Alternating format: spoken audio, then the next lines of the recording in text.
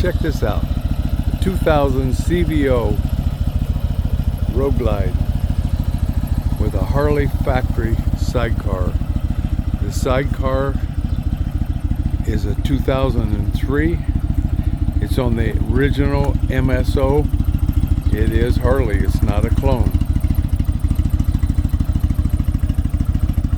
Bike has 30,000 miles on it.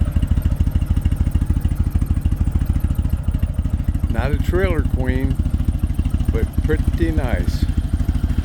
And this is really an odd combination. I doubt you will ever see another like this.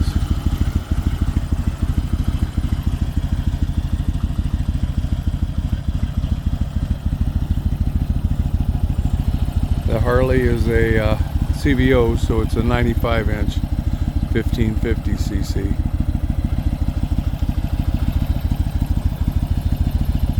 This is a lot of fun for 15 grand. The tour box is a quick disconnect.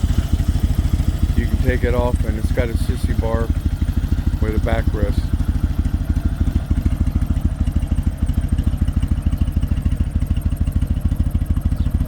A lot of fun taking the grandkids out. Give me a holler.